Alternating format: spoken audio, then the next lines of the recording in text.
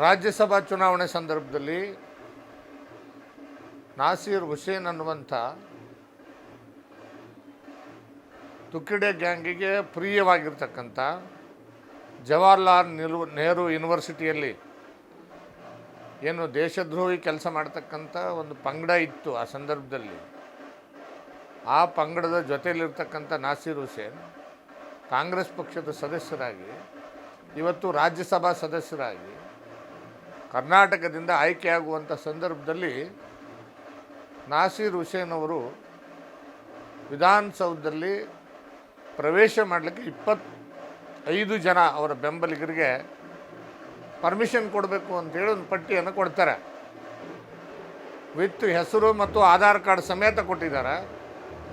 ಆ 25 ಜನ ಗುಂಪಿನಲ್ಲಿರುವಂಥ ಒಬ್ಬ ವ್ಯಕ್ತಿ ನಾಸೀರ್ ಹುಸೇನ್ ರಾಜ್ಯಸಭಾ ಚುನಾವಣೆಯಲ್ಲಿ ಆಯ್ಕೆ ಅನ್ನೋ ಸಂದರ್ಭದಲ್ಲಿ ಪಾಕಿಸ್ತಾನ್ ಜಿಂದಾಬಾದ್ ಅನ್ನುವಂಥ ಘೋಷಣೆಯನ್ನು ಕೂಗ್ತಾರೆ. ಕೂಗಿರೋದನ್ನು ಮಾಧ್ಯಮಗಳು ಸ್ಪಷ್ಟವಾಗಿ ರೆಕಾರ್ಡ್ ಮಾಡಿ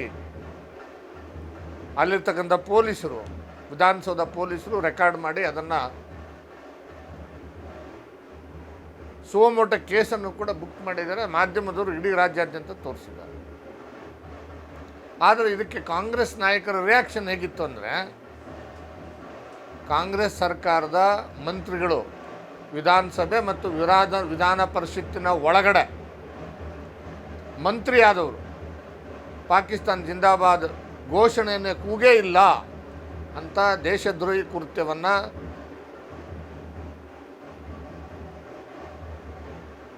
ಸಮರ್ಥನೆ ಮಾಡ್ತಕ್ಕಂಥ ಕೆಲಸವನ್ನು ವಿಧಾನಸಭೆ ಒಳಗಡೆ ಮಾಡ್ತಾರೆ. ಇನ್ನೊಂದು ಕಡೆ FSL ವರದಿಯನ್ನು ಬರದ ರೀತಿಯಲ್ಲಿ ತಡೆಯುವಂಥ ಪ್ರಯತ್ನವನ್ನು ಕೂಡ ಮಾಡ್ತಾರೆ. ಆದರೆ ಇವತ್ತು FSL ವರದಿ ಬಂದಿದೆ. ಅದನ್ನು ಸರ್ಕಾರ ಬಹಿರಂಗ ಮಾಡಬೇಕು ಮತ್ತು FSL ವರದಿನಲ್ಲಿ ನಮಗಿರೋ ಇನ್ಫಾರ್ಮೇಷನ್ ಪ್ರಕಾರ ಪಾಕಿಸ್ತಾನ್ ಜಿಂದಾಬಾದ್ ಕೂಗಿರ್ತಕ್ಕಂಥದ್ದು ಈಗಾಗಲೇ ಸಾಬೀತಾಗಿದೆ. ಅದಕ್ಕೆ ನಾಸೀರ್ ಹುಸೇನ್ ಬೆಂಬಲಿಗರೇನು 25 ಜನ ಈಗಾಗಲೇ ಅವ್ರ ಹೆಸರು ಏನು ನಿಮ್ಮ ಆಧಾರ್ ನಂಬರು ಎಲ್ಲ ಇದೆ.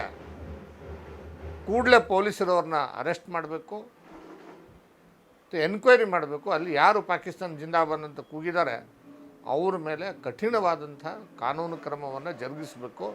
ಜೊತೆಗೆ ಪಾಕಿಸ್ತಾನ್ ಜಿಂದಾಬಾದ್ ಕೂಗೇ ಇಲ್ಲ ಅಂಥೇಳಿ ಏನು ವಿಧಾನಸಭೆ ವಿಧಾನ ಪರಿಷತ್ ಒಳಗಡೆ ಸಮರ್ಥನೆ ಮಾಡ್ತಕ್ಕಂಥ ಕೆಲಸವನ್ನು ಮಾಡಿದ್ರಲ್ಲ, ದೇಶದ್ರೋಹದ ಕೆಲಸವನ್ನು HK ಪಾಟೀಲ್ ಇರ್ಬೋದು, ಪ್ರಿಯಾಂಕ ಖರ್ಗೆ ಇರ್ಬೋದು, ಲಕ್ಷ್ಮೀ ಹೆಬ್ಬಾಳ್ಕರ್ ಇರ್ಬೋದು, ಈ ಮಂತ್ರಿಗಳು ಇವರು ಮಂತ್ರಿಗಳಾಗಿ ಮುಂದುವರಿಯೋದಕ್ಕೆ ಯಾವುದೇ ರೀತಿಯಾದಂಥ ನೈತಿಕತೆ ಇಲ್ಲ.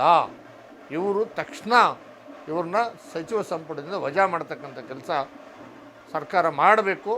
ಮತ್ತು ಈ ವಿಷಯದಲ್ಲಿ ತಟಸ್ಥ ನಿಲುವನ್ನು ತಡೆದಿರ್ತಕ್ಕಂಥ ಸಿದ್ದರಾಮಯ್ಯನವರು ಮುಖ್ಯಮಂತ್ರಿಗಳು ಸ್ಪಷ್ಟಪಡಿಸಬೇಕು. ನೀವು ಪಾಕಿಸ್ತಾನದ ಪರವಾಗಿದ್ದೀರಾ, ದೇಶದ್ರೋಹಿಗಳ ಪರವಾಗಿದ್ದೀರಾ ಅಥವಾ ದೇಶಪ್ರೇಮಿಗಳ ಪರವಾಗಿದ್ದೀರಾ? ದೇಶದ್ರೋಹಿಗಳ ಪರವಾಗಿದ್ದೀರಿ ಅಂತ ಅನ್ನೋದಾದರೆ ನೀವು FSL ವರದಿಯನ್ನು ತಿರುಚುವಂಥ ಪ್ರಯತ್ನ ಮಾಡ್ತೀರಿ. ನೀವು ವಿಧಾನಸಭೆ ಒಳಗಡೆ ಪಾಕಿಸ್ತಾನ ಜಿಂದಾಬಾದ್ ಕೂಗೇ ಇಲ್ಲ ಅಂಥೇಳಿ ಸಮರ್ಥನೆ ಮಾಡ್ತಕ್ಕಂಥ ನಿಮ್ಮ ಸಚಿವ ಸಂಪುಟ ಸಹೋದ್ಯೋಗಿಗಳನ್ನು ವಜಾ ಮಾಡದೆ ಹಾಗೆ ಉಳಿಸ್ಕೊಡ್ತೀರಿ.